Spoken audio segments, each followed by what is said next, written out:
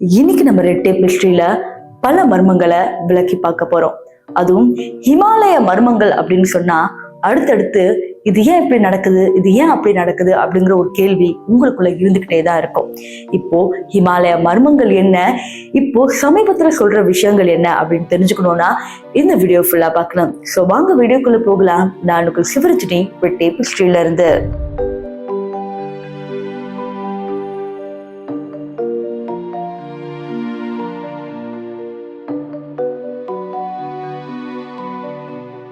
ஹிமாலயா பத்தி பேசினாவே நிறைய பேர் சொல்ற ஒரு விஷயம் யதி. இந்த யதி அப்படிங்கிறது ஒரு பெரிய மிருகம். இந்த மிருகம் ஹிமாலயா பகுதியில வாழ்ந்துகிட்டு வரதாகவும் அங்க நிறைய பேர் இந்த மலையில ஏறி போவாங்க இல்லையா, இவங்க எல்லாருமே அதை பார்த்ததாகவும் சொல்றாங்க. ஆனா ஒரு சில பேர் பார்க்க முடியலனாலும் அந்த ஹிமாலயாவோட கால் தடத்தை என்னால பார்க்க முடியுது. அது கரடின்னு கூட சொல்ல முடியாது, அவ்வளோ பெரிய உருவம். கிட்ட போனாவே அவ்வளவு பயமா இருக்கும். இதனாலே எங்களுக்கு அங்கேயே உயிர் பயம் செத்து போயிடுவோம் அப்படிங்கிற மாதிரி சொல்றாங்க. ஆனா இதை சயின்டிஸ்ட் எப்படி சொல்றாங்கன்னா, அங்க இருந்து முடிய கலெக்ட் பண்ணிட்டு வந்திருக்காங்க. அந்த கால் தடம் ஃபுட் பிரிண்ட்ஸ் எல்லாம் நீங்க போட்டோஸ்ல இப்ப பார்த்துட்டு இருப்பீங்க. அந்த ஃபுட் பிரிண்ட்ஸை கலெக்ட் பண்ணிட்டு என்ன சொல்லியிருக்காங்கன்னா, இது யத்திலாம் கிடையாது, இது ஒரு கற்பனையான ஒரு விலங்கு தான். இதோட உண்மையான பேர் என்னன்னா நிஜமான கரடி தான். நிஜமான கரடி தான் அப்படி நடந்து போகும்போது உங்களுக்கு பெருசா தெரியுது, அதை நீங்க தப்பா நினைச்சிட்டு இருக்கீங்க அப்படின்னு கேட்கறாங்க. இப்போ எல்லாரும் என்ன கேட்கறாங்கன்னா, அப்ப கால் தடம் எப்படி அவ்வளவு பெருசா இருக்கு, கரடியை விட பெருசா இருக்கு அப்படின்னு கேட்கும் போது அது ஏதோ மேக்னெட்டிக்னு ஏதோ ஒரு சயின்டிபிக் ரீசன் சொல்லி அது படி படர படர அப்படிதான் தெரியும், அதனால இதுக்கு அதுதான் ரீசன் அப்படிங்கிற மாதிரி ஒரு காரணத்தை சொல்லிக்கிட்டு தான் இருக்காங்க.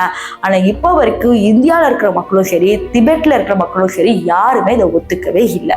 அடுத்து நம்ம கல்கி படத்துல பார்த்திருக்கிற இந்த ஷம்பாலா, இது வரைக்கும் ஷம்பாலானா என்ன அப்படிங்கிறது யாருக்குமே தெரிஞ்சிருக்காது. அந்த கல்கி படத்தை பார்த்த பிறகுதான் ஷம்பாலா இமயமலையில இருக்கு அப்படிங்கிறது நம்ம எல்லாருக்குமே தெரியும். ஆனா இந்த இமயமலையில ஷம்பாலா எங்க இருக்கு அப்படிங்கிற ஒரு கொஸ்டின் தான் எல்லாருக்குமே எழுது. சைனா பக்கத்துல டிபெட் இருக்கு, டிபெட்டுக்கு அப்படியே இந்தியா இருக்கு, இது எல்லாமே தெரியும், ஏன்னா ஒட்டி ஒட்டி தான் இருக்கு. டிபெட்டோட நெருங்கிய ஒரு இடமா தான் ஷம்பாலா இருக்கு. அங்க கல்கி இருப்பாரா, அங்கதான் பிறப்பாரா, அங்கதான் ராஜ்யம் செய்வாரா. அவர் எப்ப வெளியே வருவார்னா, இந்த உலகத்துல அநியாயங்கள் எல்லாமே நிகழும் போது யாருமே இங்க நல்லவர்களே இல்லை அப்படின்னு தெரியும் போது கல்கியே வெளியே வருவாங்க அப்படிங்கிற மாதிரி சொல்றாங்க. அதற்கு நீங்க இப்ப கேள்வி கேட்பீங்க, இப்ப கூடதான் நிறைய பேர் கெட்டவர்கள் இருக்காங்களே, கல்கி எங்க அப்படிங்கிற மாதிரி. அதற்கு புராணங்கள் என்ன சொல்லுது அப்படின்னு பாத்தீங்கன்னா, முதல்ல உலகத்துல எல்லாருமே நல்லவங்களா இருந்தாங்க. அதன் பிறகு அடுத்த யுகத்துல ஒரு பாதி கெட்டவங்களாவும் ஒரு பாதி நல்லவங்களாவும் இருந்தாங்க. அடுத்த யுகத்துல முக்காவாசி கெட்டவங்களா இருந்தாங்க, ஒரு சில பேர் தான் நல்லவங்களா இருந்தாங்கன்னு சொன்னாங்க. இப்போ அந்த யுகத்துலதான் நம்ம வாழ்ந்துகிட்டு இருக்கோம். இப்போ முக்காவாசி தான் ஃபுல் அண்ட் ஃபுல் பாதி பேர் கெட்டவங்களா தான் இருப்பாங்க, ஒரு சில பேர் மட்டும் தான் இப்படி நல்லவங்க அப்படிங்கிற மாதிரி ப்ரெடிக்ட் பண்றதுதான் இந்த கலியுகம். இதன் பிறகு லாஸ்ட் அட் த எண்ட் தான் பாத்தீங்கன்னா, ஒருத்தர் கூட நல்லவங்க இல்லாம எல்லாருமே அநியாயங்கள் செஞ்சுட்டு இருப்பாங்க. ஏதோ ஒரு கைப்பிடி அளவு இருக்கிற மாதிரி மனிதர்கள் மட்டும்தான் ரொம்ப நல்லவங்களா இருக்காங்க.